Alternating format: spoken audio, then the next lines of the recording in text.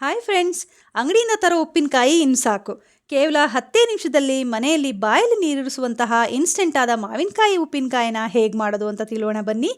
ಬಿಸಿ ಬಿಸಿ ಅನ್ನ, ಮುದ್ದೆ, ಚಪಾತಿಗೆ ಈ ಉಪ್ಪಿನಕಾಯಿ ಇದ್ದರೆ ಊಟದ ರುಚಿನೇ ಇನ್ನೂ ಹೆಚ್ಚಾಗುತ್ತೆ. ಹಾಗಾದರೆ ಇದನ್ನು ಹೇಗೆ ಮಾಡೋದು ನೋಡೋಣ. ನಾನಿಲ್ಲಿ 2 ಮಾವಿನಕಾಯಿಗಳನ್ನ ತೊಗೊಂಡಿದ್ದೀನಿ. ಇದು ಅಷ್ಟೊಂದು ಹುಳಿ ಇರಲ್ಲ, ಹುಳಿ ಅಂಶ ಸ್ವಲ್ಪ ಕಮ್ಮಿ ಇರುತ್ತೆ. ಇದನ್ನು ನೀವು ಚೆನ್ನಾಗಿ ತೊಳೆದು ನೀಟಾಗಿ ಒರೆಸ್ಕೋಬೇಕು. ಒಂದೇ ಒಂದು ನೀರಿನ ಅಂಶ ಅದರಲ್ಲಿ ಚೂರು ಇರೋ ಹಾಗಿಲ್ಲ. ಈಗ ಇದನ್ನು ನೀಟಾಗಿ ಸಣ್ಣದಾಗಿ ನೀವು ಕಟ್ ಮಾಡ್ಕೋಬೇಕು.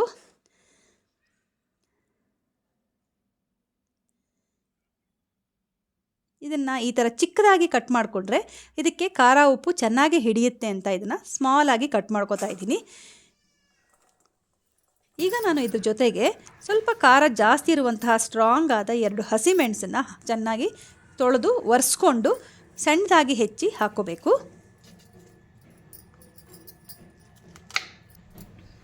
ಈಗ ಈ ಉಪ್ಪಿನಕಾಯಿಗೆ ಹಾಕಲಿಕ್ಕೆ ಒಂದು ಉಪ್ಪಿನಕಾಯಿ ಮಸಾಲ ರೆಡಿ ಮಾಡ್ಕೊಳ್ಳೋಣ. ಅರ್ಧ ಸ್ಪೂನು ಮೆಂತ್ಯ, ಅರ್ಧ ಸ್ಪೂನು ಜೀರಿಗೆ ಹಾಗೂ ಅರ್ಧದಿಂದ 3/4 ಸ್ಪೂನಷ್ಟು ಸಾಸಿವೆನ ಹುರ್ಕೋಬೇಕು.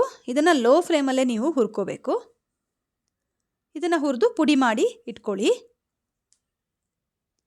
ಈಗ ನಾನು ಇಲ್ಲಿ ಮಾವಿನಕಾಯಿಗೆ 1 ರಿಂದ 1.5 ಸ್ಪೂನಷ್ಟು ಉಪ್ಪನ್ನು ಹಾಕ್ತಾಯಿದ್ದೀನಿ. ಉಪ್ಪು ಒಂಚೂರು ಜಾಸ್ತಿನೇ ತೊಗೋಬೇಕು ಇದಕ್ಕೆ. ಹಾಗೆ ಇದಕ್ಕೆ 2 ಸ್ಪೂನಷ್ಟು ಕೆಂಪು ಮೆಣಸಿನ ಪೌಡ್ರನ್ನು ತೊಗೊಳ್ಳಿ. ಆಮೇಲೆ ನಾವೇನು ಪುಡಿ ಮಾಡ್ಕೊಂಡಿದ್ವಿ ಅದಷ್ಟನ್ನು ಹಾಕಿ ಇದಕ್ಕೆ ನೀವು ಸಾಸಿವೆ ಎಣ್ಣೆ ಇದ್ದರೆ ಓಕೆ, ಇಲ್ಲಾಂದರೆ ನಾರ್ಮಲ್ ಸನ್ಫ್ಲವರ್ ಆಯಿಲ್ಗೆ 15 ರಿಂದ 20 ಬೆಳ್ಳುಳ್ಳಿಯನ್ನು ಇದನ್ನು ಬಿಡಿಸ್ಕೋಬೇಕು. ಬೆಳ್ಳುಳ್ಳಿನ ಹಾಕ್ಕೊಳ್ಳಿ. ಹಾಗೆ ಇದಕ್ಕೆ 1 ಸ್ಪೂನಷ್ಟು ಸಾಸಿವೆ ಹಾಕಿ, ಹಾಗೆ ನೀವು ಇದಕ್ಕೊಂದು ಅರ್ಧ ಸ್ಪೂನಷ್ಟು ಹಿಂಗನ್ನು ಹಾಕಿ ಒಂದು ಸ್ವಲ್ಪ ಫ್ರೈ ಮಾಡ್ಕೊಳ್ಳಿ. ಇದನ್ನು ನೀವು ಈ ಉಪ್ಪಿನಕಾಯಿಗೆ ಸೇರಿಸ್ಕೊಳ್ಳಿ. ಆ್ಯಕ್ಚುಲಿ ಎಣ್ಣೆ ಇನ್ನೂ ಜಾಸ್ತಿ ಹಾಕಿದ್ರೆ ಚೆನ್ನಾಗೇ ಇರುತ್ತೆ. ನಾನಿಲ್ಲಿ ಸ್ವಲ್ಪ ಕಡಿಮೆನೇ ಬಳಸಿರೋದು. ಎಣ್ಣೆ ಹಾಕಿದಷ್ಟು ಚೆನ್ನಾಗಿ ನೀವು ಹೆಚ್ಚು ದಿನ ಇದನ್ನು ಇಡ್ಬೋದು. ಎಣ್ಣೆ ಒಂಥರ ಪ್ರಿಸರ್ವೇಟಿವ್ ಥರ ವರ್ಕ್ ಆಗುತ್ತೆ, ಹಾಗಾಗಿ ಇದು ಬೇಗ ಹಾಳಾಗಲ್ಲ ಎಣ್ಣೆ ಹಾಕಿದ್ರೆ. ಇದನ್ನು ಚೆನ್ನಾಗಿ ಈ ಥರ ಕಲಿಸ್ಕೊಳ್ಳಿ. ನೋಡಿ, ರುಚಿಕರವಾದ ಉಪ್ಪಿನಕಾಯಿ ರೆಡಿಯಾಗಿದೆ. ಈ ಉಪ್ಪಿನಕಾಯಿ ಭರಣಿನ ನೀವು ಚೆನ್ನಾಗಿ ತೊಳೆದು ಒರೆಸ್ಕೊಂಡು ಯಾವುದೇ ನೀರಿನ ಅಂಶ ಇರಬಾರ್ದು, ಆ ಥರ ಇದ್ದಾಗ ಇದನ್ನು ಫಿಲ್ ಮಾಡಿಟ್ಕೊಳ್ಳಿ. ಇನ್ಸ್ಟೆಂಟಾಗಿ ಇದನ್ನು ಮಾಡ್ಕೊಂಡಿರೋದು ನೀವು ಆರಾಮಾಗಿ 1 ತಿಂಗಳು ತನಕ ಹೊರಗಡೆ ಇಟ್ಕೊಂಡು ತಿನ್ಬೋದು. ಯಾವುದೇ ರೀತಿ ಹಾಳಾಗಲ್ಲ.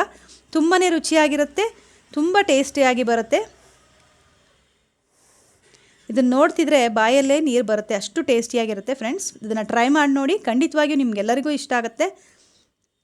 ಇದನ್ನು ಅನ್ನದ ಜೊತೆಗಂತೂ ತುಂಬಾ ಚೆನ್ನಾಗಿರುತ್ತೆ. ಅನ್ನ ತುಪ್ಪ ಹಾಕಿ ಉಪ್ಪಿನಕಾಯಿ ಅನ್ನನ ಮಾಡ್ಕೊಂಡು ತಿನ್ನೋಕ್ಕಂತೂ ತುಂಬಾ ಚೆನ್ನಾಗಿರುತ್ತೆ. ಫ್ರೆಂಡ್ಸ್, ನಿಮ್ಮೆಲ್ಲರಿಗೂ ನನ್ನ ಈ ವಿಡಿಯೋ ಇಷ್ಟ ಆಗಿದೆ ಅಂದ್ಕೋತಾ ಇದ್ದೀನಿ. ನನ್ನ ವಿಡಿಯೋ ಇಷ್ಟ ಆಗಿದರೆ ನನ್ನ ವಿಡಿಯೋನ ಲೈಕ್ ಮಾಡಿ, ಹಾಗೆ ವಿಡಿಯೋನ ನಿಮ್ಮ ಫ್ರೆಂಡ್ಸ್ಗಳಿಗೂ ಶೇರ್ ಮಾಡಿ.